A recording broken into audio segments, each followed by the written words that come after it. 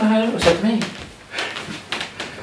Okay, I'm Christian. This is my friend Filip.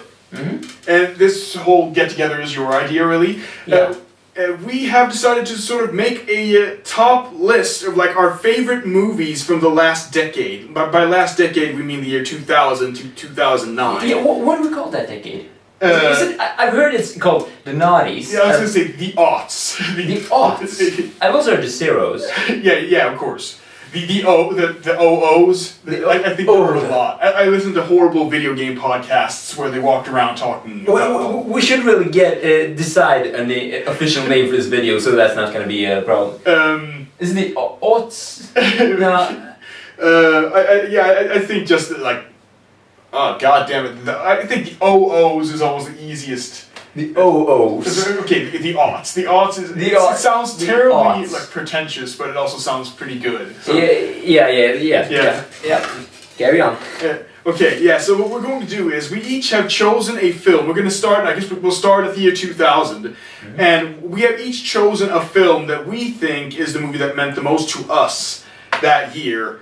I think it's a little bit of both. I've sometimes tried to just go with my personal favorite, but sometimes you have to go with which one was actually better. So I guess it's not really our criteria here is really personal. Like it depends on our own priorities, obviously. Yes. So sometimes it's for me at least. Sometimes it's what I consider to be the best movie of the year, most well made.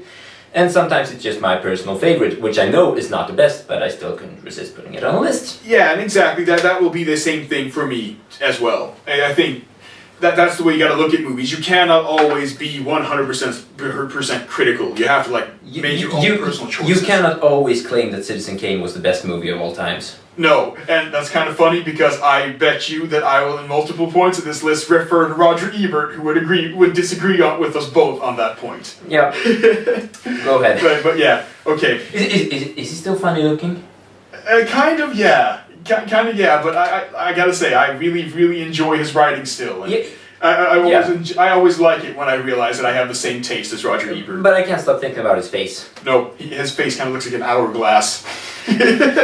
Okay, let's get started. So, yeah, we've covered the criteria and how we're gonna do this, and we're also gonna be mentioning runners up. And we're gonna pick also a total favorite for the decade. In the end. Yeah. Have you picked yours? No, I have not picked it, but I will try to pick it as this list goes on. But I think I know it's one of the two, and I'm pretty sure I know which one. But anyway, yeah. So this is how we're gonna do it, and.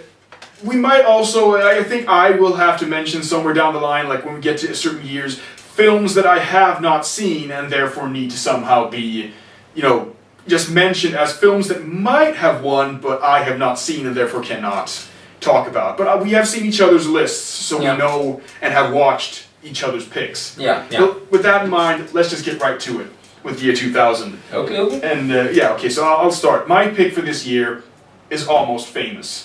Cameron Crowe's self-biographical film about, how he started off as a teen writer for Rolling Stone magazine, trying to just, get started with music journalism, and how that journey went when he went on the road with a rock band. And that movie just took me by surprise as something that I didn't think I would like, and ended up really loving instead.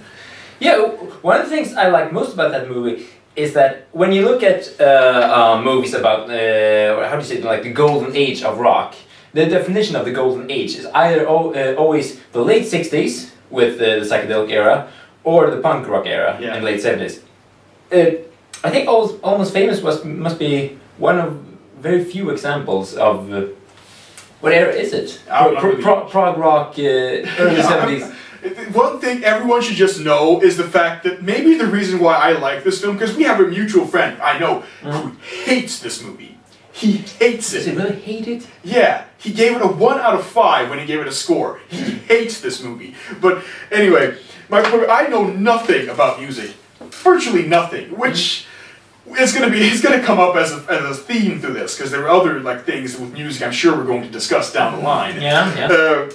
But yeah, I know nothing about music, and maybe that's why I love this movie, because it was so, like, there are moments in this film where they hint at other famous singers. There's a scene, for example, where the main character, William, walks by a door where two people, like, see only silhouette, but you realize that that's supposed to be Bob Dylan and Joan Baez, and they're jamming to each other. I got that reference, and that made me feel so good, because even though I'm stupid, I got it. I don't remember that one. I only remember the ones that were practically shouted out. Like, it's David Bowie! Exactly, it's David Bowie. That I noticed. Yeah, I just really like this movie. It has a good plot, and it's because it doesn't romanticize. It doesn't really romanticize. It does romanticize a little bit, yes, but not like in the end. It does try to show you like both the negatives and the positives of what's going on and why. Yeah. And I really like that. I had a friend who pointed out that she thought there are no likable characters in this movie, really, and maybe that's true. I mean the characters aren't likable, but they're not at the start. Yeah, some of them become likable. Yeah, exactly. Like when you get to know these characters, you understand, of course, there are more complex matters at hand, and that's what I really like about it. But I think the only character that I really liked was Russell, and that wasn't until maybe last half hour. Yeah, exactly. The redeeming moments without giving too much away. He is certainly the character that, I mean, you don't dislike, like, the other characters is mostly that you don't dislike them. You don't dislike William, even though I think Patrick Fugit, who plays him, he's a terrible actor. Yeah, I got a big problem with William, but I'm gonna get to that later. He's a bad actor. Yeah. And Kate Hudson, I heard that she was the first choice for Mary Jane in the Spider-Man movies. Yeah. And seeing this movie, I can see why you would think, why she would be the perfect casting for that. Because the Mary Jane in the comic books is very much written like Penny Lane in this film. Mm-hmm. A character who's so busy having fun that it hurts her. Mm-hmm. And she just tries to keep on having fun, and she's not having any fun at all. No. It's also the only movie Kate Hudson has ever made that's really, really good. Yeah, that's all something. But who do you say was playing William? His name is Patrick Fugit or Fugit, or it's F-U-G-I-T. Because the thing is, when I saw that movie, do you know there's this little brat from All That, one of the later generations. Yeah. Who was also in The War at Home. Kyle Sullivan. Yeah. It's not him. I thought it was him, and that was enough to make me dislike that character. But that's okay. But the thing about William is that I didn't care too much about him as an adult, but I really loved Little William. Yeah, exactly. And that's one of the things I didn't like about this movie is that I want to see a different story. I want to see the story that is basically told in a montage when he lights a candle and listens to Led Zeppelin, is it? Yeah. Yeah, and just to see his journey from becoming this overprotected mama's boy to be... how did he survive that? You never get to find out how he survives this person. Yeah, because I think we've seen far too many movies about the destructive life of a rock star, but that was the story that I wished they would have told instead, or at least had something more. I just love every little detail in that first part of the film. Yeah. Just how like you immediately, and I don't know, since again I've seen the extended cut of this movie. I've only seen the theatrical once. So I've seen a version that has 40 minutes of deleted scenes in it. So there might be scenes, maybe that Joan Baez thing, for example, maybe you didn't see that version of the film. Maybe it wasn't in the version you saw. But possible. How clearly did you see him? Was it just in the background, or they just walk down a corridor, like when they're on the way to the first room in the first hotel they're in. And I think it's after David Bowie, right after that moment or something. Okay, I might have missed that. Yeah, I'm just saying it might not have been in that version either. Yeah. But there's a scene at the beginning of the film, which I'm not sure if it's in the theatrical version, which is when they're walking down a street, Little William and Frances McDormand, who plays the mother, and they're talking about To Kill a Mockingbird. And discussing their favorite characters, much like we're discussing this movie. That was in the... That's in the theatrical? I'm just not sure. So I think... Because in the overall film, it's probably a pretty inconsequential moment, but it's good because it sets up her character. Because the thing is, it's Christmas. They're establishing it's Christmas. the fucking chipmunks are singing a stupid Christmas song at the beginning of the movie, and she comments on how a shop owner has written "Merry Xmas" in his store window, and you really get a feeling right away that what kind of character what Frances McDormand we're seeing here, because she has her different characters she plays, and you know which Frances McDormand this is, because she immediately points out that that's bad. I'm an English teacher. You're teaching kids bad grammar, bad spelling by shortening it like that. It's not in the dictionary. She was also one of my favorite characters, but she's Frances. Yeah, exactly. It's hard for her to fail. Yeah, I mean, the only time I've ever seen Frances McDormand in something that I really hated was in Transformers 3, and I don't think I have to justify that. I never saw. My YouTube channel has a 40 or 50 minute review of that movie on it, so yeah.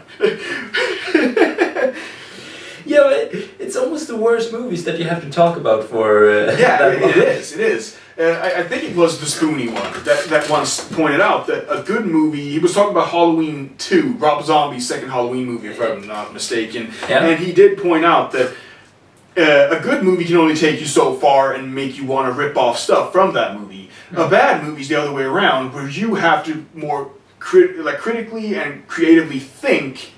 How would you improve it? How would you make this better? So that's why you have to make a long review for something that's crap, because then you can actually go through piece by piece. This didn't work. This didn't work. This didn't work. Yeah. Luckily, we won't have any of those. No, exactly.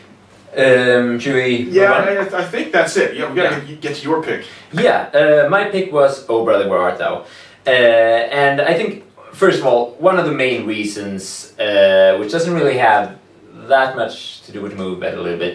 It's the Coen brothers. You gotta love those people. But also, one of the things that I really like is that we've seen a bunch of movies that are taking old legends or old tales, especially in the late 90s when we had a Shakespeare in modern day trend. Yeah. A lot of movies, and also nowadays we're experiencing, especially with the South, this sort of mystical South. I mean, we got like True Blood and The Green Mile a bit before that. It seems to be the new thing, that if you want to make your story fresh, move it to the South. Yeah, and Oh Brother, Where Art Thou has really both of those. It's an old legend, it's the Odyssey by Homer, and it's a mystical South. But the thing that makes this movie really, really work is the subtlety. That this is... I mean, it is the old legend, and it has all the mystical elements, but it's only hinted at. It's still a very straightforward story about a couple of prisoners during the Depression, but... I think one thing I really liked about it was that the supernatural is always there, even though they don't say it. Inexplicably, like they beat you over the head with this is supernatural. You never see like if a more incompetent director was doing this movie, we would maybe even see Poseidon like come up from the Mississippi. But I think a lot of the things that I really like about the minor characters in this movie, like you got the Baptists. Down to the river to pray. Yeah, exactly. Do you mean the people that take away their sins? Yeah, exactly. The Baptist, and you got of course a blind fortune teller, and I should just point out also that I have 3 movies written down as my runners-up, and Oh Brother, Where Art Thou is my first runner-up. I love this movie as well. I really love it. Also, I'm gonna say the sheriff, who's played by that. Not J.K. Simmons, but the poor man's J.K. Simmons, who's in Seinfeld. The devil with the dog. I don't know. I haven't seen Seinfeld. No. But in this movie, he plays the sheriff with the dog. Yeah, the villain. I mean, these people, they never claim to be supernatural. You never see them doing anything supernatural. But just by watching them, you can still tell that they're filling those roles. And I mean, there's that whole part with like now we're getting into the whole story, but it is the story of Homer. And I mean, not the story of Homer, story by Homer, story. Oh of course. It's the Odyssey. It's the Odyssey by Homer. And there's that whole part where John Turturro they think John Turturro's been turned into a frog. Yeah. And I mean, it's so hilarious because it's so random, but it works so well. Yeah, but one reason it works so well is also because it is once again supernatural, but it's not really there. Exactly. That's what I'm saying. It works so well because the movie, even though again it has not established any real supernatural elements to it, you're still sitting there wondering, is this really him? Yeah. Like there is that. Maybe for some people they're cynic and don't. I was sitting there like, is this the part where they actually make this supernatural? Yeah, but that's because you expect it to turn supernatural. At least you're not you haven't written it off as not going to happen. You have the doubt that it might. Yeah, but that's it's also good. I think it's also because we're used to certain film cliches. Yeah. One of them is that it's either atheistic, so to speak, or it's supernatural, and if it's supernatural, then it's outright. Like the Green Mile. Yeah. There was no doubt there that something was... Yeah, exactly. There was something about John. There were some kind of bugs flying out of his mouth. Yeah, exactly. And I mean, sometimes it works, very rarely it works. Yeah. Because I think that... the whole point of doing this, of putting this ancient story in a fairly modern setting, is that they're supposed to show us that these legends are timeless, which they often are, because they're talking about basic human characteristics, like the main driving force of Obra de Wartau and the Odyssey is pride and delusions of grandeur when it comes to the main character. And these are very basic stories that work no matter what setting, and that's what the film shows. And if they made it supernatural, then that would take away some of the points of it, that it could happen anywhere at any time. I mean, that's so. I mean, okay, what's his name? Teddy? The black, is his name Teddy? The black guitarist? Oh, what's it? Is it Freddie or Teddy? It's something. I don't think it's any of those, but I can't remember. It's something along those lines. It's a nickname or something like that. Yeah, him. Yeah, I mean, for example, Tommy.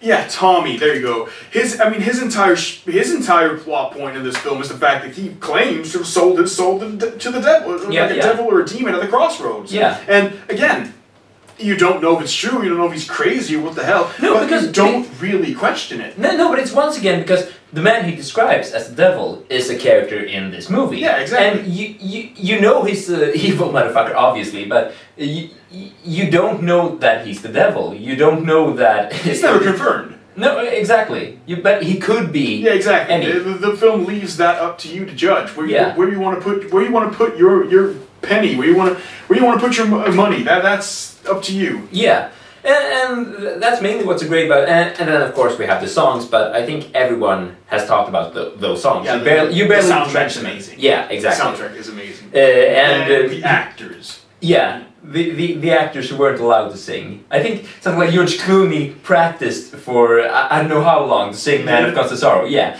and then in the end George, no. Yeah. If only they had said that to Pierce Brosnan in Mamma Mia.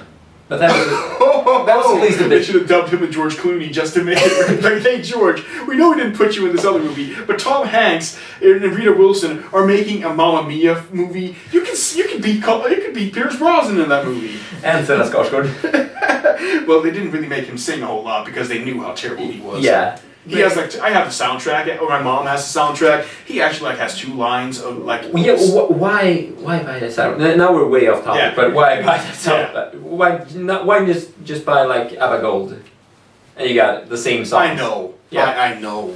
God. Anything else to mention about Brother? I think that's pretty much it. I mean, it's a Coen Brothers movie. You don't really have to explain it as much. You can't fail with a Coen Brothers movie unless it's Lady Killers. Or Raising Arizona or Burn After Reading. But I was going to say, I like Raising Arizona. I will not put that on this. But Burn After Reading, I agree with you on that one. That's a misstep. That's a misfire. But usually a big Coen Brothers movie is always... the bad movies aren't terrible. No. They're always kind of awesome. And Lady Killers is a remake, so I don't even know what the hell we're doing there. But Yeah, they made True Grit too. George Clooney and Catherine Zeta-Jones. Intolerable Cruelty. I gave that to my mom. Did anybody watch that movie? I don't know. I bought that movie on Blu-ray for my mom for like her birthday or something, with the intent that I would watch it eventually. I have not gotten around to it because it's never been a priority. Like No, it hasn't ever been anyone's priority. I don't think so. I think that's one of those movies that no one even remembers, really. I remembered it earlier in this conversation, I just didn't want to bring it up, even though I haven't seen it. Yeah. Are there any runners-up for 2000? Oh yeah. Except for Almost Famous and Oh Brother, Where Art Thou, your pick. My two picks here is a Spanish film that's called Love is a Bitch, or Amores Perros. The reason why that movie isn't higher here is because it's pretty much... No dogs were harmed during the making. Yeah, exactly. Yeah. This movie is pretty much the Spanish version of Pulp Fiction. Yeah. That's pretty much what it is. They've taken the exact sort of narrative style and made that into a Spanish film. And it's really, really good. That, and again, another movie that also has a disjointed continuity, Memento. By Christopher Nolan. But we're on a sort of semi-tight schedule here, so we can't really get into the runners-up. We're just gonna mention. No, you just mention the titles. For me, it's I'm just gonna only mention the titles really. First is Billy Elliot. Fantastic movie, yes. Yes, and then which I mentioned earlier, Together, as a Swedish film, Tillsammans on Swedish. I'm really glad you didn't choose that because I haven't seen it. No, exactly. So yeah. Yeah, that's it. Next year. Okay, now we're on 2001, the horrible year when my people got bombed. Okay, I'm sorry. And my pick here is, I should mention right away, movies that I have not seen or have not seen recently enough to be able to choose. Is Amélie, which is a French film that's supposed to be really, really good. Which I just haven't seen. It's visually good. The story. Yeah, and then Donnie Darko, which I really like when I saw it, but I don't remember enough of it to really feel. And I didn't see it the same year as my winner, I think. So say it like this: Miyazaki takes this one with Spirited Away. Yeah. And just like with Amélie, it's style. Yeah. Basically. Not style over substance, but no, because there's a lot of substance in that too. But I think the reason why you can take more substance, why you can feel it's more substance in Spirited Away, is because of the fact that Spirited Away is from such a different culture. Yeah. Where this doesn't really feel, it doesn't feel like our culture, and therefore we must take it in a different way. Yeah, that was my problem watching it. I mean, he's always making beautiful, beautiful movies, but I think the story of Spirited Away and the mythology of Spirited Away was a bit too far away from my point of view. Yeah. So I think at one point the first time I watched it was, I think I said, he's just making this up as he goes along. Okay, there's a bathhouse. There's that cool demon, and now there's this demon. And okay, there's a frog that talks. It's probably a lot more logical if you understand the mythology that created this. But for me personally, that was just something pretty to watch. Yeah. For me, it was all visuals. I will say it's one of the Miyazaki. It's not my favorite Miyazaki movie. It's probably For me, it's Howl's Moving Castle. Is it Moving Castle or House? Really? Because I was just gonna say I had a friend in school that thought that was the best one too, and I wanted to slap him silly because I did not. Because my favorites are probably Kiki's Delivery Service and Princess Mononoke are my two favorites. I think with Kiki's Delivery Service, my main problem is Nothing Happens, which is why I love it. That's why I love it. But we're not going to get into those because we are going to go back and do like chronological for like the 90s and then the 80s. Maybe probably the 70s too. I think that's maybe possibly. Yeah, maybe. Possibly. I've got maybe like half of that. Yeah, exactly. We might let's say it like this. We will make it chronological for the 90s and 80s and probably come back and maybe do our favorite movies of the 70s and just not do chronological but take 10 movies from the entire 70s instead. Yeah, that would be a lot easier. Yeah. But so we're not going to talk about it because I can honestly say there will probably not be a movie that can kick either Kiki or Princess Mononoke from those years they came out. There's probably no movie that I love more than those two from those years. I don't know. Are they both 80s movies? I think they're 90s. Or at least Mononoke is early 90s, I'm pretty sure. I don't know when Kiki's from. But so we'll get back to those. Yeah. But I don't think we really need to say a whole lot more about Spirited Away because a lot of people have seen it. It's a Miyazaki movie. If you've ever seen one of those, it's a Miyazaki trip, really. Yeah, exactly. You just fly into his world. It's the closest he's gotten to making Alice in Wonderland. Yeah, exactly. Yeah. Okay, then we have your pick. Which was it again? I actually don't remember. Oh yeah, I have it on here. Thank God. Royal Tenenbaums. Oh, yeah. Thank God. Yeah. Once again, we're moving into one of the geniuses of the past decade, the aughts. Wes Anderson, which I think Wes Anderson is basically making the same movie over and over again. Yeah. That's a straight. He's got a very, very unique style, but it's pretty much the same movie. And sometimes it really doesn't work. Like, for example, the Darjeeling Limited, and I wasn't. I'm gonna say I have not seen the Darjeeling Limited. You've seen The Life Aquatic. No, I have not seen those are the two movies I haven't seen. You've seen Rushmore? Yeah, I've seen Rushmore. I really like Rushmore. Yeah. I saw Royal Tenenbaums, and I really, really like Royal Tenenbaums. That movie's fantastic. But what I was going to say about the films he made after the Royal Tenenbaums, which are basically Life Aquatic and Darjeeling Limited, it's the same movie as the Royal Tenenbaums. It's this weird sort of like the most hilarious wasp characters. Yeah. And this, very stiff, educated environment. And usually the sort of father-son estranged issue. Yeah, it's the same story. And in these cases, it didn't work at all. With the Royal Tenenbaums, it worked perfectly. It worked like flawlessly all the way for me. Rushmore has the same sort of awkward character. There's no father. Is there a father figure? Does Max have a father in that? I don't even remember. I don't remember. But I mean, you have the same sort of thing because he befriends and he gets a father figure in the form of Bill Murray's character in that film.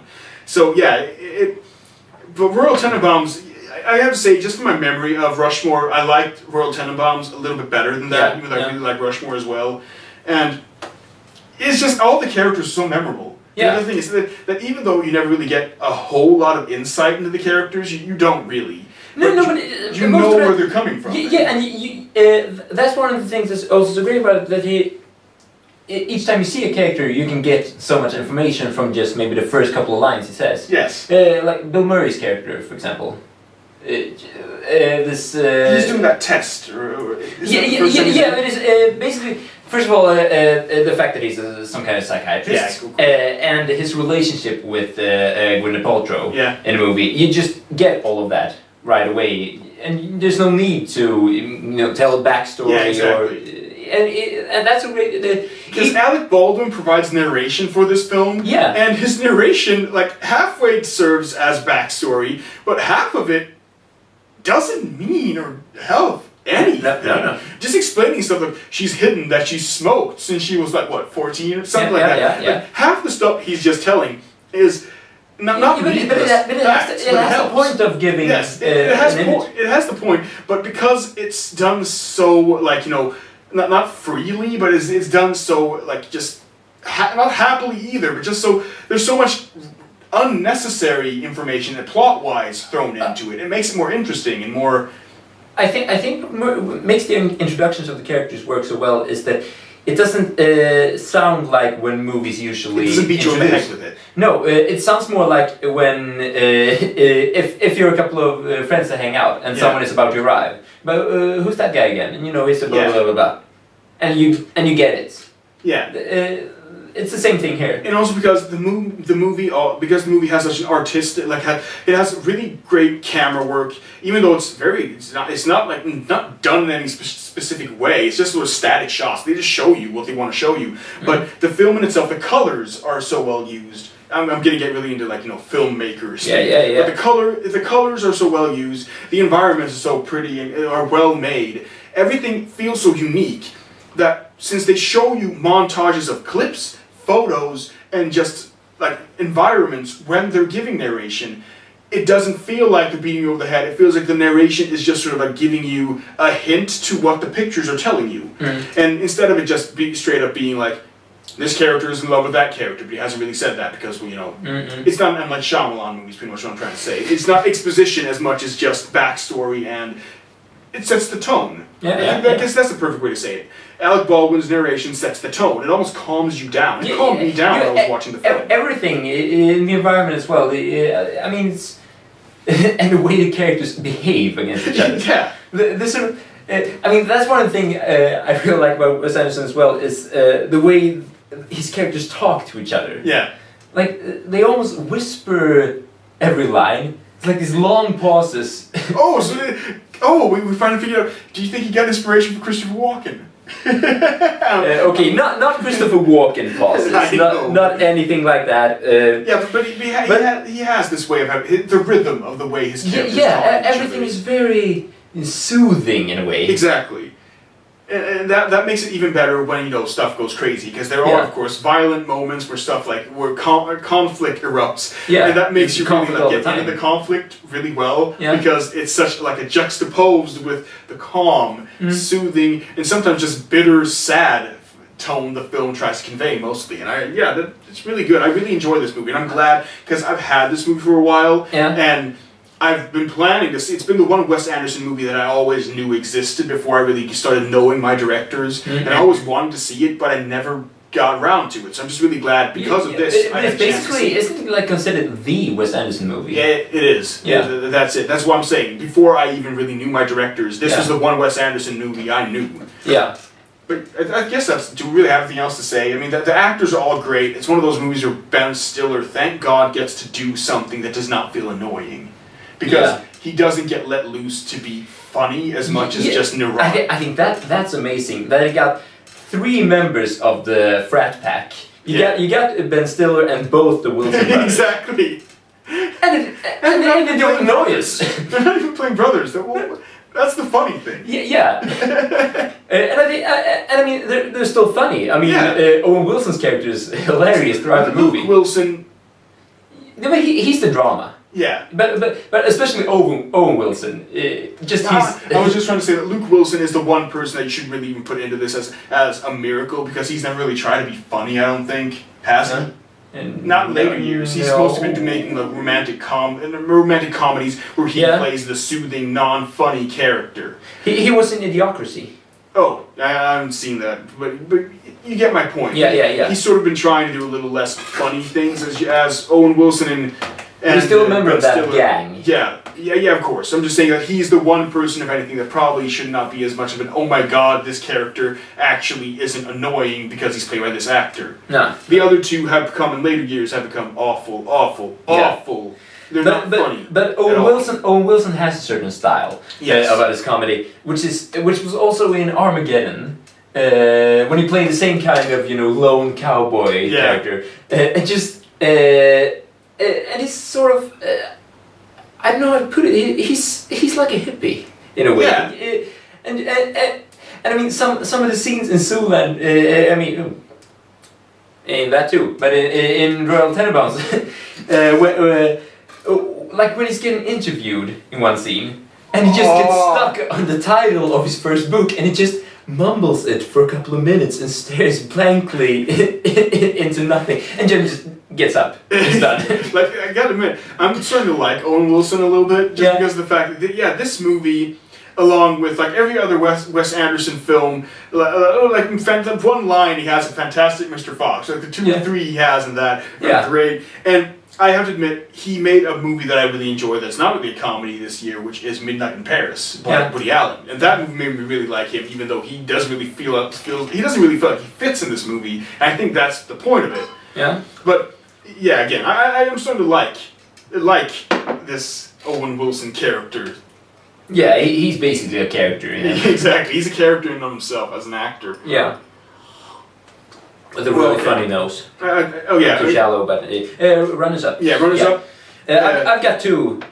You do first. Yeah, first of all, The Lord of the Rings, The Fellowship of the Ring. Yeah. I don't really have to say anything except I was born in 1990. So I think in Lord of the Rings, it's not on here, but I think that everyone can understand why. Yeah, and I just have to say, I think both the sequels, The Two Towers and The Return of the King, are fucking boring. the only reason we watched them was because we liked the first one, but the first one is really, really good. And the first half hour and the first hour of the first one is the best hour of the entire trilogy. Yeah, because there's not choreographed fighting. There's not Legolas skateboarding on a shield down a stair. Concerning hobbits is like as soon as I think of the Fellowship of the Ring, the first thing I think of is that fucking soothing Concerning Hobbits melody and green New Zealand hills, and I'm like, oh god, I want to see that again. And the second runners-up I have was my Freudian slip earlier, Zoolander,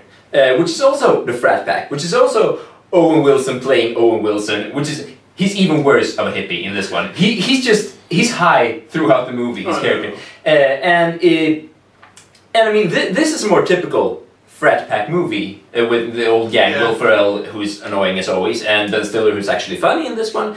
And he has his moments. That's what's so annoying with yeah, but in this one he's funny all the time. Yeah, I think so. This is probably the greatest comedy that gang has ever made. So those are my two runs-ups. Yeah, I would love to see Zoolander because of the sequel coming out. I have two films here. Yep. One is Shrek, the first Shrek. Mm-hmm. I just had to mention that because I think Shrek 2 is a superior film. I'm going to say it right out. We were discussing that. But Shrek 1 has the... It is still... It was the change. It was the game of computer animation and animation in general. It was the shock of seeing something so different. They took... I remember some critics saying that they thought, oh, it's annoying because they're just... It's like, oh, we would never see anyone in a Disney movie have fart jokes. And yes, I think fart jokes are terrible, even in Shrek. But that was the point of the film, was to take classic, what we had come to grow up with and expect from animated films and just throw it on its head. Yeah, the whole film was born of the bitterness of Jeffrey Ketton. And then, the second pick, which is a movie I'm pretty sure you've never heard of. Mm-hmm.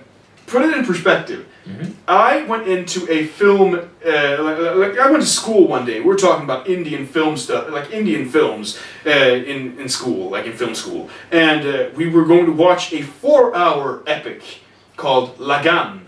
I don't know, it's like Once Upon a Time in India, or it's a title, something like that. And it's a 4-hour epic about cricket.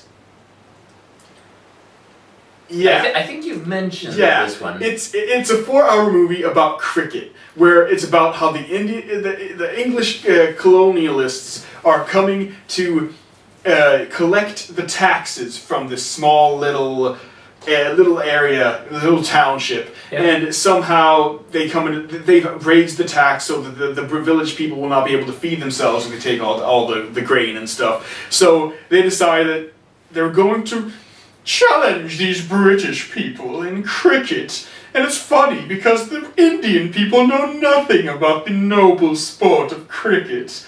So it's basically like Mighty Ducks. Exactly. It's in Bollywood form. Yes, it's an American sports team movie in Bollywood, but it's awesome because you hate the Indian. Oh, does it have the slow clap at the end? Where the colonial masters with their mustaches. It pretty much, I'm not going to spoil this, but a lot of people are not going to see this. It's 4 hours long. We had to take a break, of course, in the middle of it. But it does have that, sort of. Because the thing is, it gets to the point where they do talk about the caste system in India. And there's one person who he's casteless. He's out. No one wants to be involved with him. And he lives on the outskirts of the town and just eats scraps and stuff. And he has a deformed hand. And he can throw the ball so no one can really catch it because his hand, he throws weird.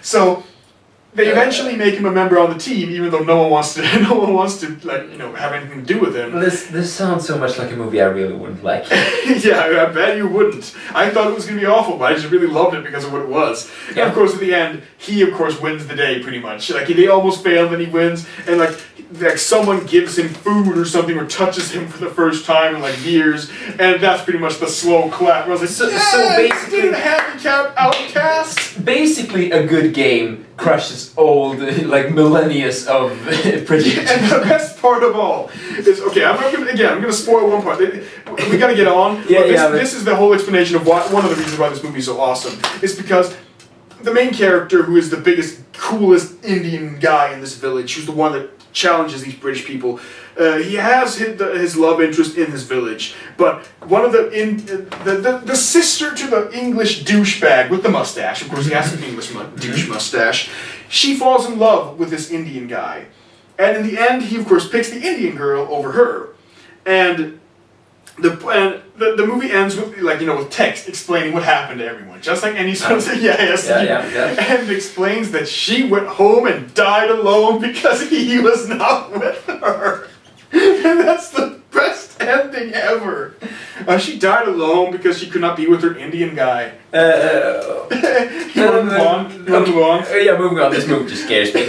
2002. 2002. This was a very short year. I have 2 runners-up. I really only have 3 movies here. 2 runners-up and then the main. And my pick for best movie was Roman Polanski's The Pianist, starring Adrien Brody. And I don't know what to say. I haven't seen this movie in a while, honestly. I put it on when I got the Blu-ray copy of it and watched the first half of it, and that was immediately when I knew how fantastic I thought this movie was, because it immediately pulled me in again. It's like, oh right, this is why I love this movie so much, because it has such a, it really has that grim, classic, horrible picture of the Holocaust, and I think it's almost more horrible than we would expect, because one of the things I reacted, this is of course a personal story, Roman Polanski had kind of the same experience. Yeah, and there is a guy, this Spielman guy is a real man. He does exist, or has existed. But things, when we talk about the Holocaust in general, we can't really accept that people were that evil. We have to imagine there was people behind desks who never saw any of it. Exactly. But the truth is that people can actually be this cruel. People can take an old wheelchair-bound paraplegic and just throw him out of a window. And that's what's so shocking about it, I think, is that this was not officers who gave orders. These were people that chose to do these actions without anyone really telling them. And we can refer to that. I mean, remember all these Americans over in Iraq that took these photos and act like what's it called, the England pose, which has the faggot mouth and just they just stand like hey, look at all these people we've got bound and they have fucking bags over their heads, or look at these people we killed. It's awful. And the thing is that World War II really is the event that points out that we can claim that we've evolved as a society as much as we want. But just look back 70 years in time and what we were doing then, and we're... Just look at modern psychology experiments. Yeah, it's the same thing. Yeah, exactly. We haven't changed. It's a good movie that shows that. Yeah, and it is because of the fact that it really focuses on this one guy and the atrocities he gets to witness in a lot of ways. Yeah. It makes it a more personal experience instead of like Saving Private Ryan style, where it's about the heroes fighting the war and more about just one man trying to survive. Yeah, exactly. Living. The war. He's living the horrible atrocities, and any moment his fight that he's been going on, this horrible ordeal, could be over if someone just finds him. Yeah. It's extreme tension. I mean, I didn't know what was going to happen to him, so you're constantly... Yeah, and we should also point out just the fact that, I mean, he does meet... It also points out the exact opposite, that a lot of people also want to forget, is the fact that all the Nazis weren't evil. That even though... I think modern films are more again starting to... But let me put it like this, for example. I think it's almost more about video games. If you look at Call of Duty, Call of Duty, the games that are now set in modern war, started out in World War II, where the only thing they really gave you as information, they gave you your location, they gave you a dossier of why you were there, but most of all, pretty much they could have started every single level in those games with, remember, all Nazis are fucking assholes. Shoot them all in the face. Yeah, we also got... did you ever play Castle Wolfenstein? Where basically all the Nazis aren't just evil bastards; they're also like scientifically created zombie werewolves. Of course. Like every kind of evil you can imagine. Yeah. Yeah, exactly. That's what's good about The Pianist. That it's able to be realistic, both on the part of the Nazis being human and being incredibly unhuman. But yeah, basically what the movie is trying to show, as we just discussed, human nature. It doesn't matter if you're a Nazi or a normal human being. No. People on both sides of any fence are able to commit horrible atrocities. Yeah. Yeah, and I think that's all we have to say about that. I have to say something which makes me feel like I might go to hell for saying it. Say it. But my main problem with this movie was that Adrian Brody's character, all he does really is looking sad. Yeah. Yeah, and once again, I mean, obviously he's playing a character who's going through extreme trauma, but I still like do something. He does have this sullen expression through the entire film. Yeah, that was a bit annoying, but I mean, what else could he do? Yeah, I mean, he did win the Oscar for this one. Yeah, no wait, it wasn't the same Oscar. I was thinking about supporting. He was winning the main. I was thinking about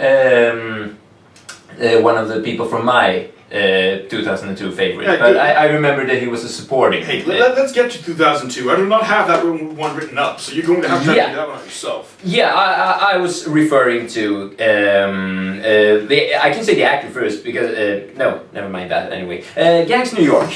Yeah, of course. Yeah, and I was talking about Daniel Day-Lewis. I thought that Adrian Brody had won his Oscar, but then remembered that he was a supporting character, so never mind that.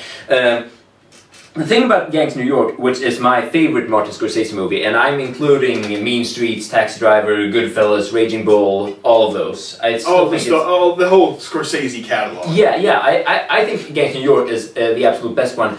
And I think his main strength when he's doing these sort of gang, mafia kind of movies is, once again, he doesn't shy away from realism. You never see a Don Corleone character saying like, I'm gonna make him an offer you can't refuse. You never see those kinds of characters in his movie. You always see gritty realism. Yeah. And the thing about Gangs New York is because it's said in... You do know that people are gonna hate us for, somehow bashing The Godfather a little bit. Everybody's bashing The Godfather. Yeah, it's sort of become popular to do that. Yeah. I mean, The Godfather, great movies, by the way. I love them, but it's me too. It's a romanticized version. Of course. Yeah. But Gangs New York is the thing is that it shows a real brutal world, and it's about Irish gangs and American gangs. With American, I mean Anglo-Saxon Protestants. Who's fighting each other during the Civil War on the streets of New York. And that's, of course, really well to say because religion is the main, isn't it? Yeah. It's basically Catholics fighting Protestants. Yeah, exactly. And the thing, because it's set so long ago, is that it looks, when you look at it the first time, it looks kind of like Braveheart in the ghetto environment, because absolutely. Because they have like these kind of old style battles where they don't have any guns, they use axes. No, they set up a time, they set up a place, they come with their very like everyday tools basically. And it's very much strength and honor. Yeah. But I think it's still easy to imagine that it actually was like that. I think that it looks too realistic to feel realistic in a way. That you can't really imagine. Yeah, it's always like that. When stuff really gets to a certain point in the I have a problem. I did not really feel the same way you do, but I understand what you're saying when it comes to realism in a film. When you start getting to the point where you think, could this really be real? It feels so not just the Bravehearty aspect, it's also the cruelty of it. Yeah, the racism, the executions. There's a lot of that in this, and it's hard to imagine that it was going on, and still is going on. Yeah, exactly.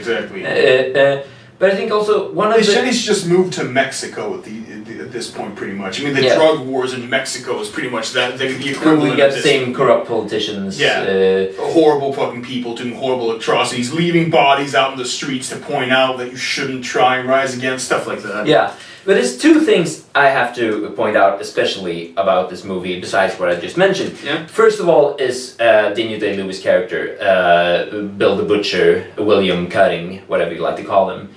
He's just amazing. Not the character, but the way he's in a film. Yeah, Daniel Day-Lewis is so amazing as this character, and he's so fascinating because this is a guy who's a horrible person. He's a sadist. He's a complete psychopath. He's an extreme racist as well. He's got he's really preconceived notions about everything he's doing, but yeah, but he's still in a way.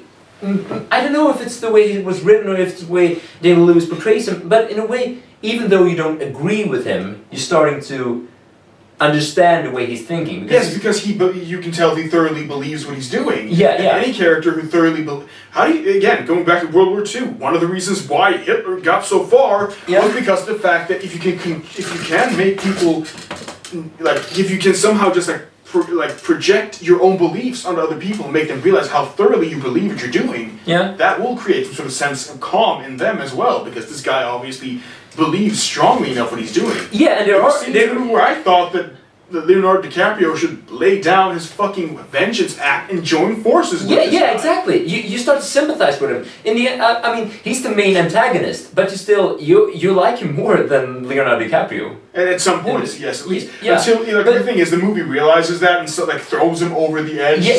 He starts to break his own honor code near the end when he becomes more and more desperate. But I kind of like that too. Yeah, of course. No man is incorruptible. I was going to say that just shows that when it comes down to survival, no man can just stay true with their not no man, but most men don't stay true to their code. No. And the second thing I want to point out is, and this is a big spoiler alert because this is the ending. I hope that's okay, but I think it will be. It's the final part, where it's basically the final battle between the Irish gangs and the American gangs, or the Catholic gangs and Protestant gangs. And one thing I really loved about this is, and also this is one of the parts that's mostly criticized by people who don't like this movie, is that they build up this great battle that this is going to be. I think at one point Leonardo DiCaprio says something like, if we get all the Irishmen together, we're not going to have a gang, we're going to have an army. You just feel like this is going to be this cliched climactic battle again. Freedom! Yeah, exactly. But what it turns out to be is that it takes place during the New York draft riots, where basically all of New York was on fire. Yeah. And that's because the final battle takes place at the most chaotic point of that week, was it, or those days? Yeah. And that's the first time you really realize that this isn't something that concerns all of New York. This isn't something that everybody's involved in. This is a couple of gangs fighting about a street.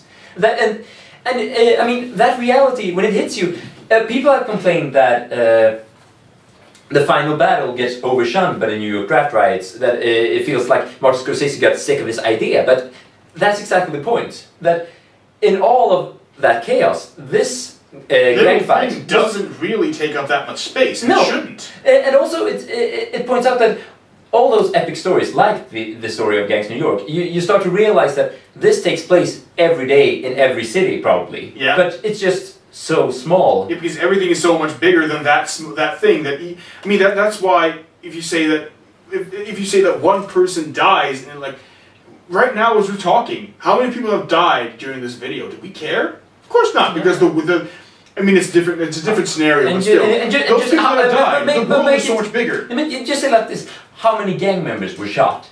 As we were talking about. Exactly. Yeah. And it's a statistic. There's the world and the happenings on this planet are so much bigger than that. Why should it take up space? Mm-hmm. And if you just take that and shrink it to Gangs of New York, that is certainly the case. I mean, how many people have been shot in New York during this, or been killed in New York during this video? Yeah. New York's not on fire because of that, because New York has much bigger things going on. 8 million people live there. Mm-hmm. Yeah, exactly. Yeah, I really like the movie. Yes, that's probably Martin Scorsese's greatest strength, that he's never afraid to walk away from cliches to put realism first in his movies. Yeah. So my runner-up, I think my only runner-up is Bowling for Columbine. Just nothing more to say than just, first of all, great documentary. Yeah. Probably Michael Moore's only great documentary, maybe Roger and Me too. I like Fahrenheit 9/11. I think the thing I didn't like about Fahrenheit, which is what I liked about Bowling for Columbine, is that he didn't seem to know where he was going with Fahrenheit. He just a bunch of bush bashing. Exactly, yeah. But with Bowling for Columbine, he's not really, right away. Yeah, he's not really saying that people with guns are idiots or people with guns are evil. He's just pointing out trying to find out hypocrisy of the how it all got started, why people think like that. And we all know, especially nowadays, that Michael Moore has an agenda. He's very, very left from an American point of view, but in this movie he doesn't really show it. I hate how people also say that, oh, Michael Moore doesn't really make real documentaries because he has an angle. No documentary is straight up producing the facts. And there's always an angle. And this one is his most neutral documentary. Yeah, exactly. He just tries to present, but no one's completely neutral. Because I have a not a winner, but I have a runner-up in the last year we're going to talk about. That is a documentary that I did not choose because it's a documentary. I almost disqualified it because of that. But we'll get to that. But just saying, same thing there. Yeah. I have two mentions. Just going to throw them out there. Spider-Man, but that one's really that's just me pointing out that movie came out that year. That movie's really that movie came out that year. But a movie that I do think deserves to have an honorable mention is the movie Hero. Yeah. Just a beautiful martial arts film. Yeah, once again, very much style. Yeah, exactly. That's style over substance up the ass. Yeah. Like me and my friends were talking about Crouching Tiger, Hidden Dragon versus Hero. I think Crouching Tiger is by far the superior film, like if you just talk narrative, but I would still watch Hero over Crouching Tiger just because it's a lot more pretty. Yeah, you watch it to watch it, literally. Yeah. Okay, let's go to 2003 here. Yeah.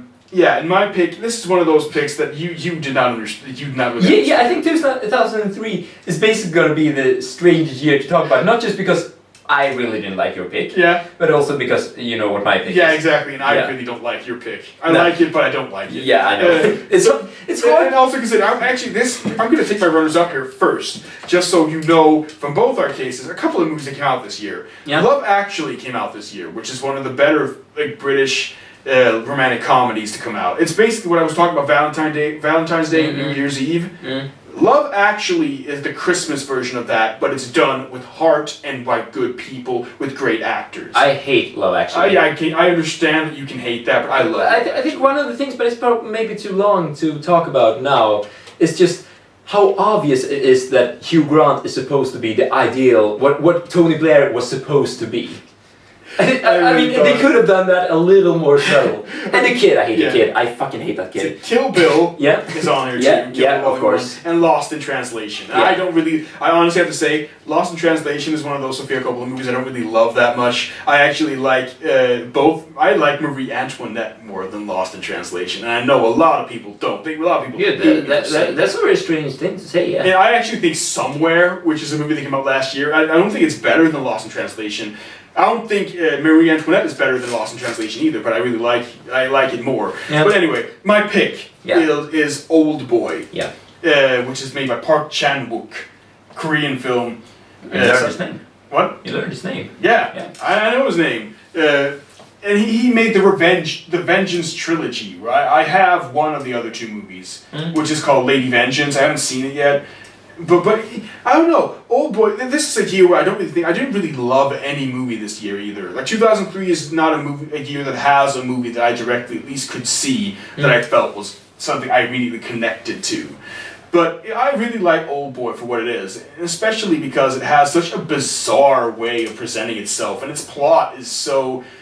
It starts out pretty simply with just a crazy, like a guy gonna find out he's been locked in a room for 15 years, gets out, and he's gonna figure out who has kept him locked in this room for 15 years, while his wife has been killed and his daughter has been taken away somewhere. And yeah, it's pretty. Then my not problem with this film, but the thing I think really sets it apart is the fact that a lot of these scenes don't really feel like they really do have to belong together. They don't? I mean, there are moments that feel like, in the grand scheme of things, towards the end, everything fits into place. Yeah. But first, when he goes into, like, say, when he gets out, he goes to a restaurant, and he starts talking with the waitress, and you don't really understand what the hell's going on. At the end of the film, everything becomes clear why he's having this conversation, why she would be so interested in what he's telling her, because she immediately is drawn to this guy that comes in there and looks like a crazy hobo. I just have to say about the big twist in the end. I don't know, was it supposed to be obvious? Because I thought it was painfully obvious. I did not, actually. And I'm pretty good with, again, to my defense, I was not as cinematically inclined back then, so I was a little less, I was sitting watching with friends. I did not watch it by myself, so we were all sort of talking in between. Yeah. But I did not really see the plot. I'd almost forgotten about the daughter at that point. Yeah. Without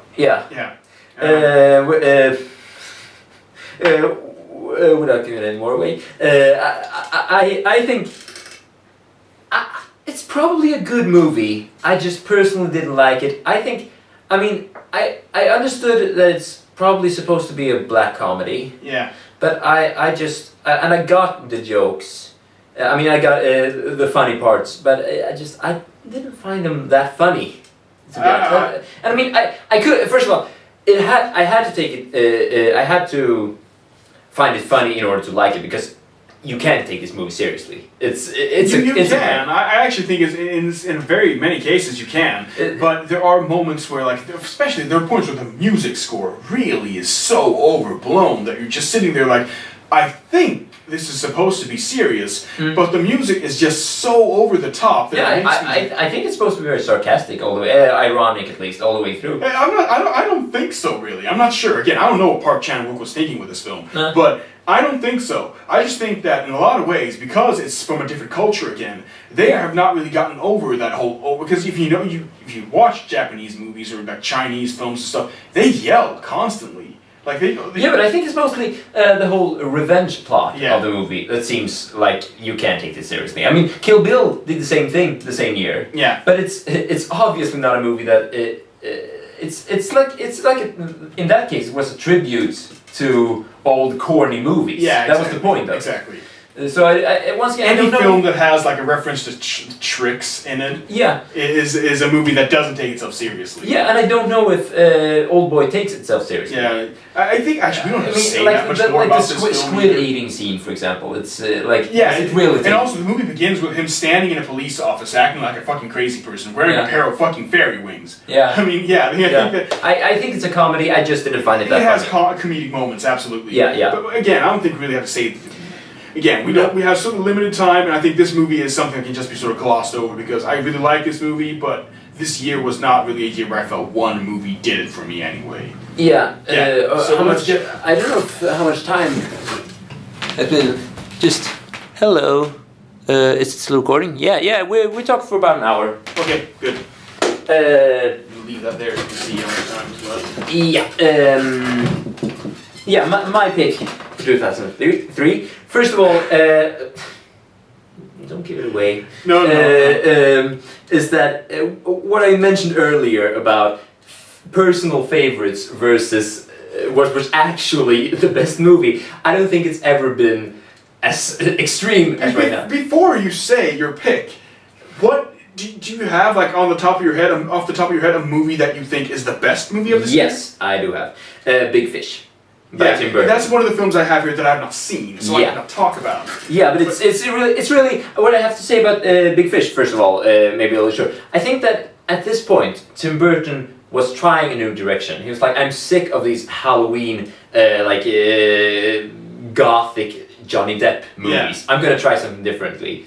And he must have not been well received by his 15-year-old fans who wanted another movie with Johnny Depp as Ichabod Crane. So now he's back doing crap. He hasn't made one good movie since Big Fish, and that movie was amazing. I would say I think that Corpse Bride is good, but the thing is, Corpse Bride is the B knockoff. It's him trying to recreate Nightmare Yeah, it's like another studio had tried it the following year. Yeah. It's like that feeling. Yeah. Okay, but let's get to your real pick. Yes, my real pick. I might have to remove my shirt for this one. Yeah, do it. I should stand up and show the camera properly. The Room! I don't think it's for the show, but yeah, it's The Room. For anyone who doesn't know what this movie is, this is considered the Citizen Kane of bad movies. Very, very appropriately, actually. Yeah, because he's trying to be Citizen Kane in this movie. It's basically about the perfect life who falls apart for one man because his evil fiancée is sleeping with his best friend. And just... Fucking bitch! Yeah! She's such a manipulative bitch! Oh god. I mean, we should probably point out the fact that this film has become like... There's nothing that gets as many quotations from our friend group as The Room. No, just in case you didn't see, this t-shirt is just quotations from... what I was gonna say, yeah. I mean, the thing about it is, it's not hilarious because it's the worst movie ever, because it's not the worst movie ever. Absolutely not. You got Plan 9 from Outer Space. You got Birdemic. I will say right away, I think the worst movie I've seen... Manos. Yeah, Manos, The Hands of Fate. Because say what you want about both Plan 9 from Outer Space and Birdemic. Well, Birdemic, I guess, is closer, but Birdemic is fucking boring. Once you start realizing, this is all this movie is, that becomes awful. Manos, The Hands of Fate, though, that movie's like an hour and 10 minutes long, and I was sitting there bleeding, like I was like my entire being, my soul. And you still saw the riff track version? Yeah, I saw riff tracks back when it was still Mystery Science Theater. And yeah. What is his name? Mike Nelson. Yeah, his version. You understand what I'm saying. Yeah, and The Room is not boring. No. The thing about The Room, it's of course funny because it's bad, because it's really bad. But the thing that separates it from the other famous bad movies is that this is basically like diving into an insane person's head. The insane person in this case is director / writer / producer / star of the movie, Tommy Wiseau.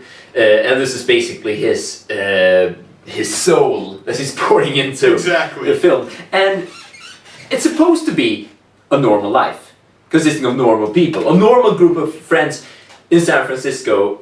And Tommy Wiseau obviously doesn't have any idea how normal people act or behave. So it's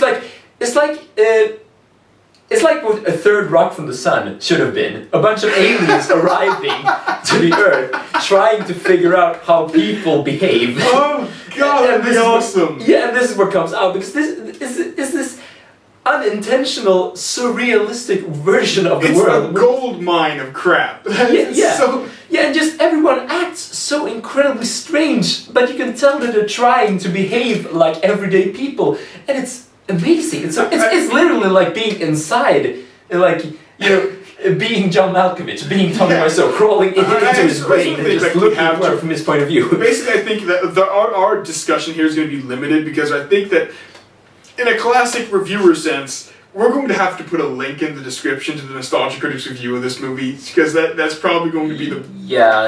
the way most people discover it. Yeah, exactly. But for those few people that might not have seen it, that will get through this, they need to, everyone needs to just know that he has done pretty much the perfect review of this movie. But it's still, I really like this movie. I like it enough that I actually bought it. I mean, I bought it because I wanted to see it legally. But I haven't. I don't buy movies, but this is one that I could have bought. And put like this, my main bookshelf in my living room, where all my the most current movies I watch are, all my Blu-rays are in my living room. And then I have a shelf underneath that is Martin Scorsese has some of his movies there. My entire Steven Spielberg collection. And in between Steven Spielberg and Martin Scorsese are two movies: Your Hunter from the Future and The Room. I think Tommy Wiseau would be proud to find out that he is sitting on my shelf next to Steven Spielberg. I think I don't understand why Tommy Wiseau, because this movie was not a black comedy. He's afterwards he's tried to claim that it was intentionally bad, that it was a black comedy. It wasn't. It would have been funny if it was. Yeah, exactly. It wouldn't have worked. I mean, this is the kind of funny that you can't create. No, you have exactly. to be that kind of funny. But I don't understand why he has to claim that it was a comedy. Why can't he just accept that? Yeah. If I had made the Citizen Kane of bad movies, I would be proud for the rest of my life. Yeah, I would. And he does parade it around. Yeah, I mean, but he still tries to sort of claim that. I meant for it to be funny. But once again, if it wasn't the kind of person who claimed that, he wouldn't be Tommy Wiseau to begin with. Exactly. I mean, I guess the perfect example, like the counter example, is the director that made Troll 2. Yeah. Who is still adamant all these years after that, still adamant that he has made a great movie. Also Birdemic, the same case. Yeah, they both refuse to accept the fact that they've made one of the worst movies of all time. Yeah, and both Troll 2 and Birdemic was a lot worse. Yeah, exactly. Because they are horrible movies that are boring. I mean, again, Troll 2 is not the worst movie ever made because that movie's less boring as well. And when it comes down... Yeah, but once again, what do you remember about Troll 2? You remember they're eating him, and then gonna eat me. Oh my god! I do remember I do remember quite a lot from that movie, actually. You do remember... Neilbog. It's goblin spelled backwards. Grandpa Seth running around talking to the little kid. Oh, you can't miss on hospitality. Yeah. Okay. You remember a bunch of stuff from it. I remember the thing that I think a lot of people don't remember is the fact that the sister. There's a sister to the kid in that family. Yeah. She's really attractive.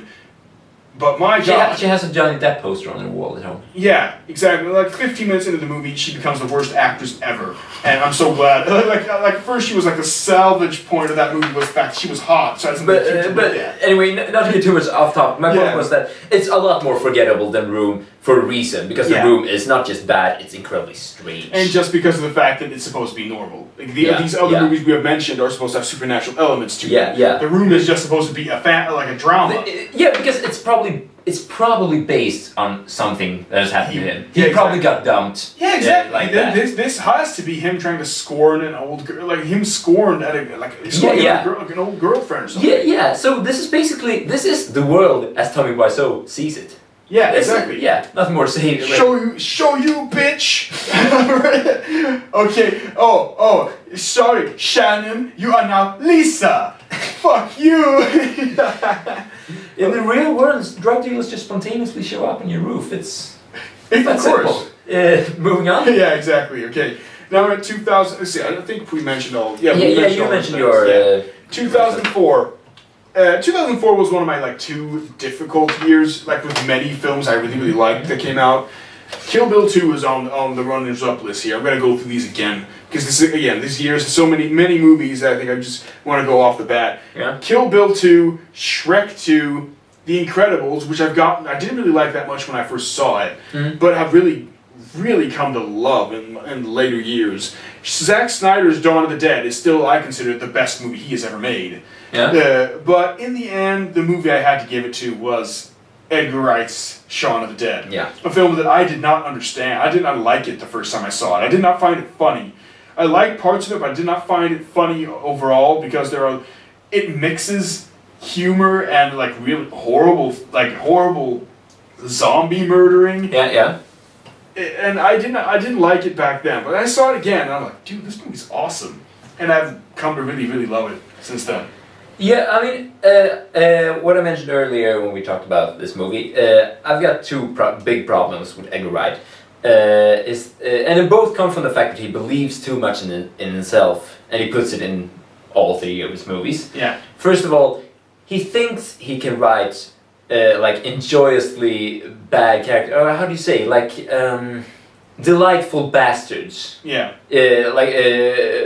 Funny bad people, basically.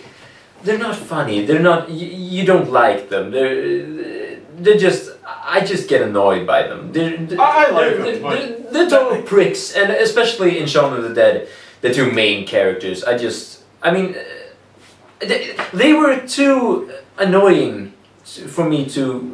I feel I have to, to some extent, enjoy these characters to enjoy the actual movie.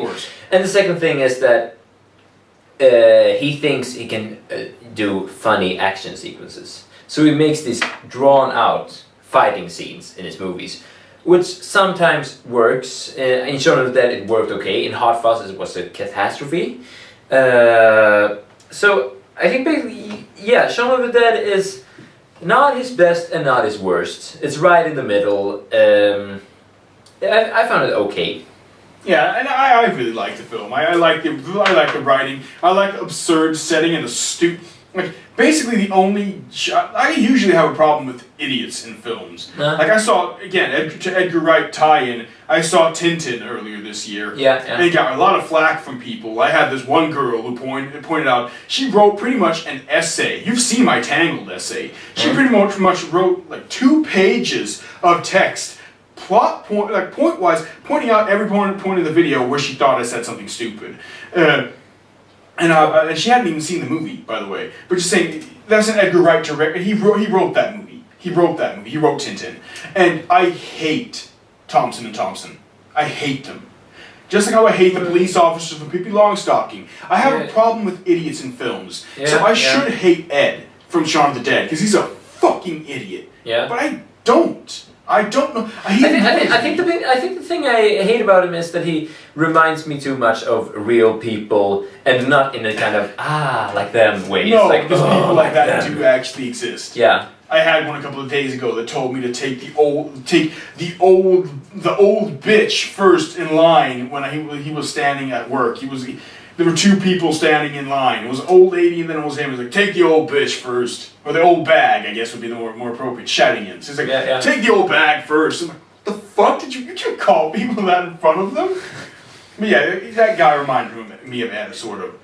Yeah. But I find that humor funny. It's one of those points. I find the movie fun mostly because of the fact that again, Edgar Wright tie-in, Attack the Block, which you talked about, that came out this year. Yeah. Same thing. Attack the Block takes the alien invasion movie and moves it to the ends in southern London, and Shaun of the Dead takes the zombie invasion and gives it a comedic spin and moves it to England. Yeah, one of the greatest things about Edgar Wright is that even though his characters are sympathetic, his world is the funny thing. Yeah. And it's the same with Shaun of the Dead. I mean, this sort of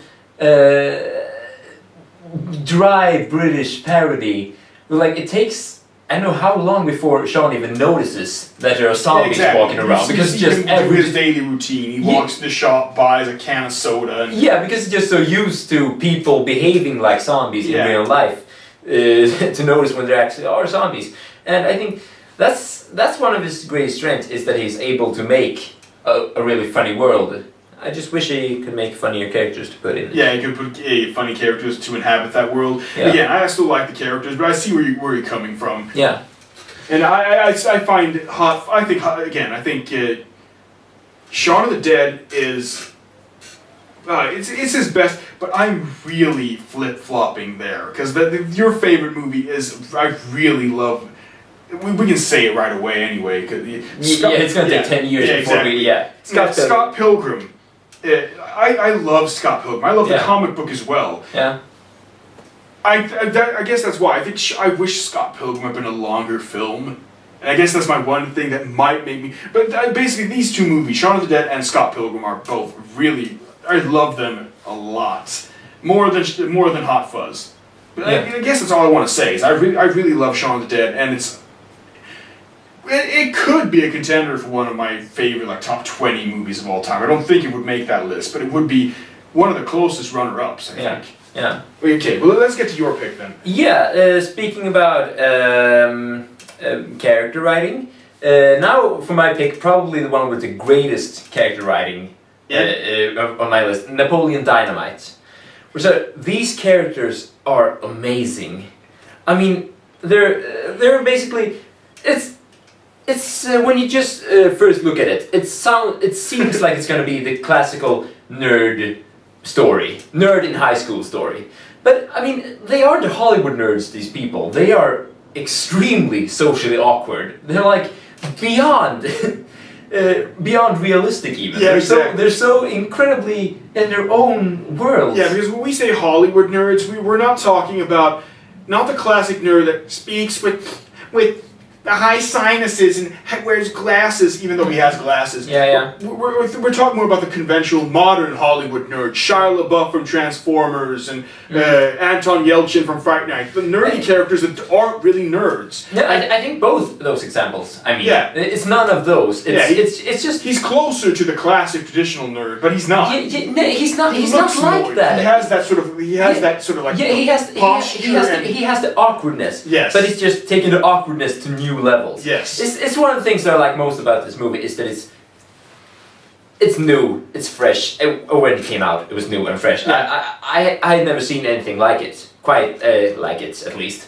And also about the social awkwardness is that everybody in this, it's basically more a story about, is it Iowa or Idaho or which state is it? It's one of the I states. Yeah. This Idaho, but I'm not sure. Yeah, it's this awkward like Midwestern town where backwash. Yeah, completely. They're still living in like the late 80s. Yeah, basically culturally. Run down, disgusting houses that look like no one's really even tried to make look new. Yeah, and even the popular kids are these complete, not dorks, but they're socially awkward as well. I'm gonna use his own word. They're idiots. Yeah. Bunch of fucking idiots. They're complete retards. Like you can see that none of those people, but probably none of them are going to leave that town. They're all going to just grow up and fill the fucking roles that town needs to survive. Yeah, and that's one thing also that I really like about this, is that you get the feeling throughout the movie, without giving too much away, that how it's going to end. It's going to end with like Napoleon, the nerd, finally getting his not redemption, but they're finally going to accept him at some point. He's going to become one of them. He's going to become popular like them. But it kind of moves in that direction. But it still, never. That movie doesn't really accomplish much at all. No, the most he accomplishes is that they kind of laugh at him, but still, haha, he's kind of funny. Yeah. That's basically what he achieves. But he never changes. He never comes out of his shell. No. He never comes out of his town. Like, the only thing that really changes is, and this is not really a spoiler at all, is the fact that at the beginning of the only thing that's changed from the beginning of the movie to the end of the movie is the fact that he has two friends. Yeah. Like that's it. He gets a girl that becomes his friend who obviously likes him. Yeah. And then you get the guy who's just funny. The greatest politician ever. Yeah, exactly. I want him for Prime Minister. Of course. Hey, if he promises that all your dreams will come true, then they will. Yeah. And also... Yeah, that's what happens. It's him getting two friends. That's the entire story. Yeah, pretty much. And then, like all the idiots he encounters along the way. Yeah, and all the way, some of the jokes aren't really like outright jokes. It's like one thing when his uncle Rico is selling Tupperware. And just to prove how strong he is, he's gonna run over it with a car, and it just breaks. It's like, and that's the entire thing. And I've heard that it wasn't intentionally made to break, but the director thought it would look so funny that he kept it. It's like jokes like that. It's just, yes, I don't have any word to say unless awkward all the way. Everything is just kind of and even though these characters are so over the top, you still recognize them. Like Uncle Rico is the most annoying motherfucker, and annoying in a good movie. He's such an annoying fucking asshole. You just want him to just fuck off. Yeah, and you know that even if you like this person, you know that you can never. It's never going to turn out good for him. He's basically, to describe him, he's basically a guy who was stuck on a bench when his high school football team lost the game, and since then he's convinced himself that had he played, he would have become the great next the new John Elway. He would have the best fucking thing ever. Yeah, and it's such a complete loser all the way. He spent his life dreaming about 1982 and pretending he was and the same thing. What the fuck's up with Napoleon's brother? He spends his life in chat room. What's wrong with that? Oh god, see, like just talking like this. What the fuck is up with the sensei? Bow to your sensei. That's what I'm saying. Yeah, we're talking about this movie and I'm laughing. Yeah. It's all about the characters. These characters are amazing. Yes, it's hilarious. Yeah, and nothing more to say really. Yeah. Runners-ups. Yeah, I took my Kill Bill, Shrek, Incredibles, Eternal Sunshine of a Spotless Mind, which a lot of people hate. A lot of people. That's either love it. I think it could have been better. Yeah, probably. But then I say most movies could have been better than they were, but I really like that. Do you have any that you can think of? My only thing I can think of right now is Team America: World Police, which is basically the thing. First mention, because a lot of people talk about this is such a great political satire, and sure, one of the strengths about the South Park guys is that they aren't outspokenly left or outspokenly right. They're able to make fun of both. Those they're libertarians. Yeah, they must be left, but I think but they're still very much gun rights, and I think they're pretty much libertarian. But that's not really what makes the political stuff. Is not what makes that movie so great. It's that it's a parody of like every action flag waving film you've ever seen, and just. That's one of the greatest strengths, doing parodies of cliched Hollywood movies. To point out how fucking cliched and awesome, how funny this movie is when it comes to that point, the movie begins with them blowing up the Eiffel Tower, right? Yeah. And Lou. But my point is, in 2009, I think it was, 2008 or something, G.I. Joe, The Rise of Cobra came out, years after this movie, and did just that. This year, the video game Call of Duty Modern Warfare 3 came out, and they blew up the fucking Eiffel Tower. Not to mention every what's his name again? Roland Emmerich is it? Or maybe it's not him. Maybe it was Armageddon. I don't know which one. Where he completely wrecked Paris. It was just like a pile of dust when the movie was over, and it was still the happy ending. Yeah. Stuff can happen to the French. It always happens to the French. The end of the happening, the fucking spores leave fucking Zoe Deschanel and... Just to mention Simpsons, when he works for Hank Scorpio, I think his name is. Italy or France? Yeah, just Italy. No, France. Which one? Yeah. No one ever picks Italy. Yeah. I might have picked Italy. Actually, I probably would, because you know what? As far as I know, I think Paris is a more beautiful city. Yeah, sure, the food is better in Italy, but that's about it. Anyway. Yeah, 2005. And this one I'm just going to really get over quickly, because even though I chose a movie, this was a weak year for me. Yeah. And so basically I have a couple of movies here I have not seen that probably could... I wouldn't be surprised if one of these 3 movies I have written here as movies I have not seen, Brokeback Mountain, Walk the Line, and Munich. I have not seen these 3 movies. Any one of these serious dramas about something. That's why I didn't really feel like I had the patience to sit through these movies for this video. But your pick was still a serious drama about something. Yeah, exactly. But I chose the one that won the Oscar, the one that I felt most compelled that I wanted to see. Yeah. But again, my 2 runners-up here are Batman Begins, a movie that I could not choose simply because of the fact that I know my Batman much better than I did then, and even though it's a really great Batman movie, it's still not my favorite. It's kind of forgettable because it's not my favorite Batman movie. My favorite Batman movie is the Adam West one, and I know people will kill me for saying that, but it is. No, I think he's... Sin City, also. Sin City is my second. Yeah. I like Sin City. It's a really stylistic film. It's a runner-up for me as well. Yeah, but then my pick is Crash. Yeah. Just the racist drama. Basically, it's going to be a very quick summary for this movie. Yeah. The thing I like about this movie is the fact, when I saw it that impressed me, is the fact that it shows that everyone has prejudices. Yeah. That's the movie's whole theme, basically. Yeah. That everyone's prejudiced against something.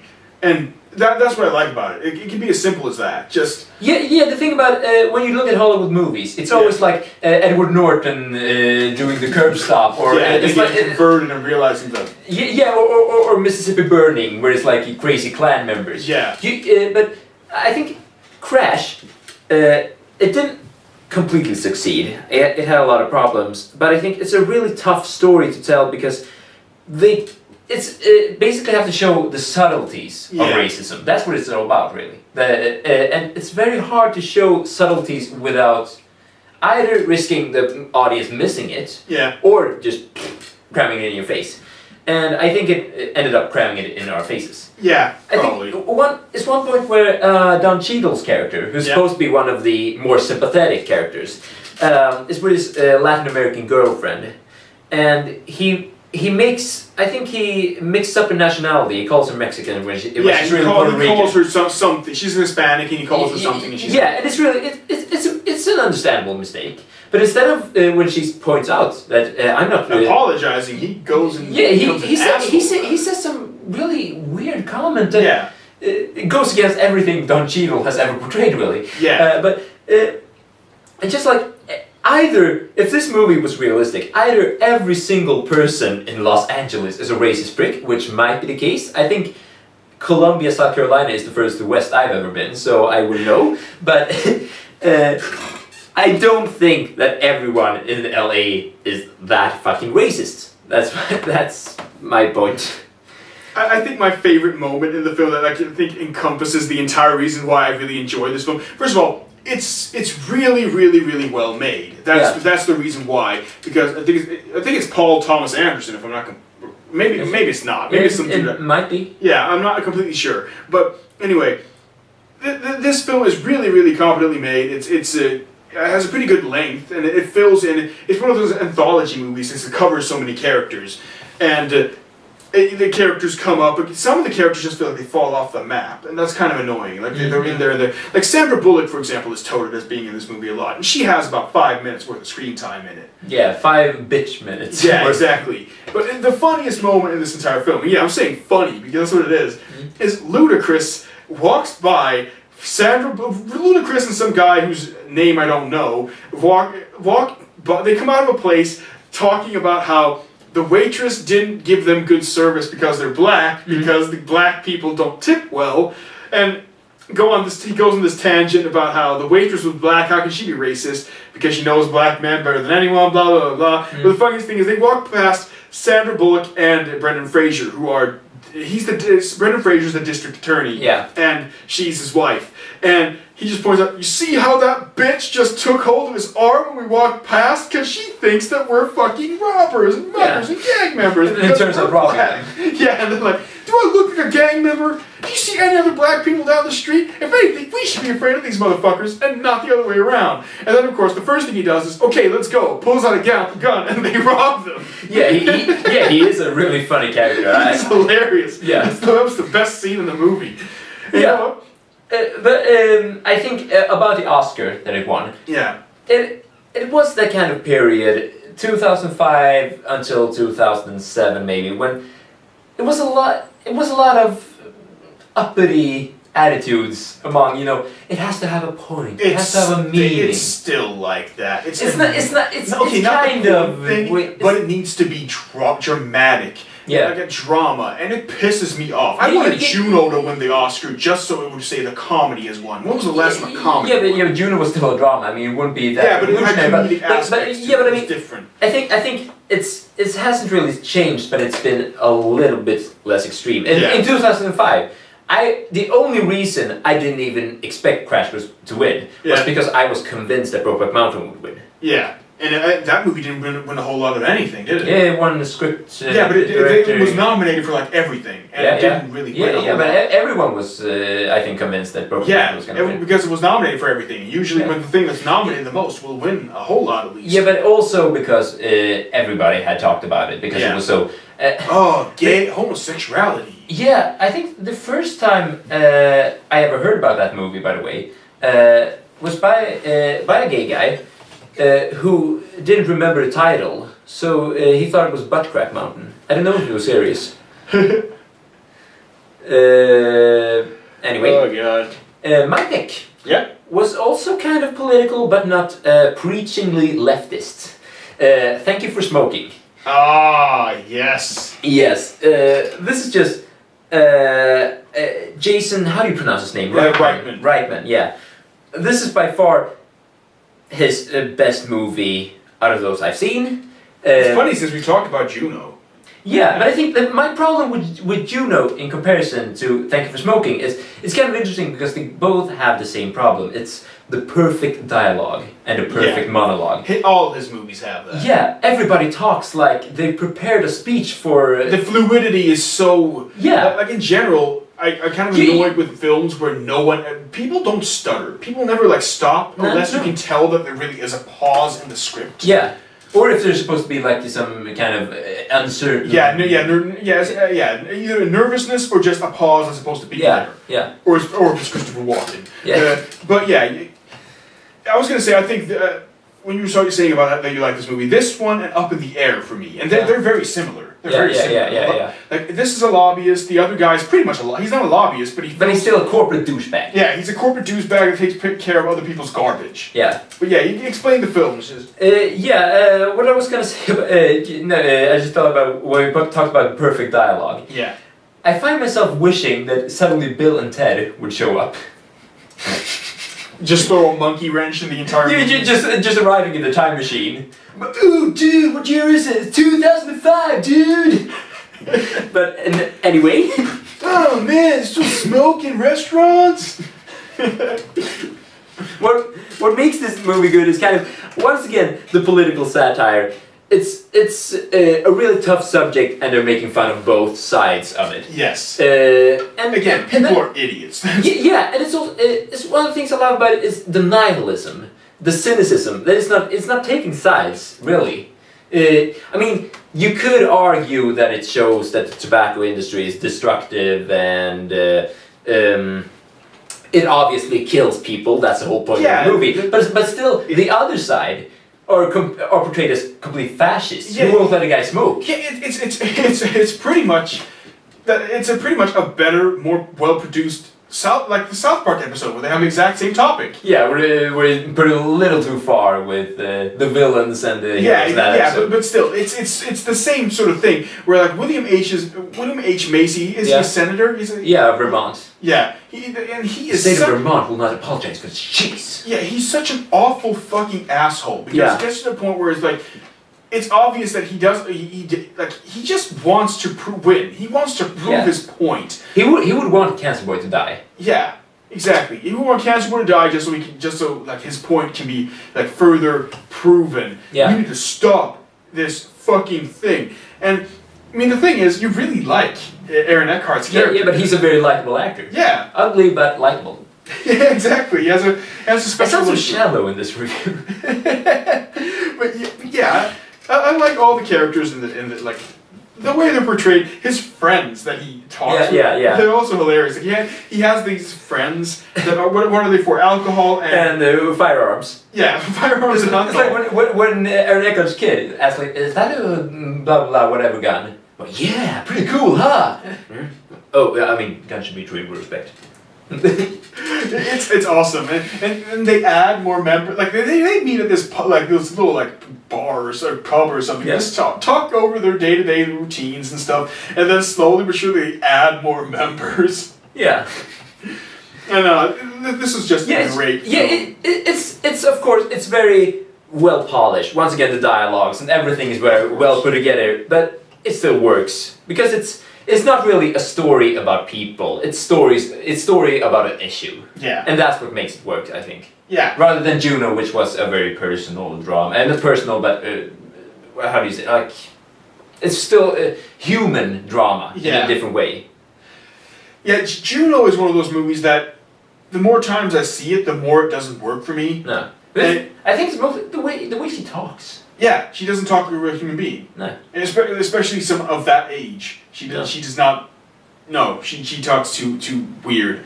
Yeah, and they do the same thing in Thank You for Smoking, obviously, but once again, they're not really people. They're the tools. The world they present is different than that of Juno. Yeah. Where somehow there is a real the issue in Juno feels more serious than this one, even though one is cancer, the other one is teen pregnancy. Yeah. It sort of feels like the world that Juno sets up is supposed to be more like realistically anchored, whereas this world in Thank You for Smoking, although realistic, since all the characters are acting as batshit crazy and stupid and weird, it's much more accepted that this isn't really. No, exactly.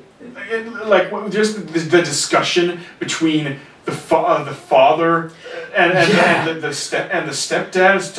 I'm talking with the stepdad. The doctor. Yeah, I hope you're providing a smoke-free environment. He's like, last time I checked, I was the father. You're the guy fucking his mom. He just walks off. I'm like, And the way he talks to his son too. I mean, basically manipulating him to becoming a cynical jerk. Yeah, I got a question that I was thinking through the entire movie that I had to bring up when we did this. Do we ever see him smoke?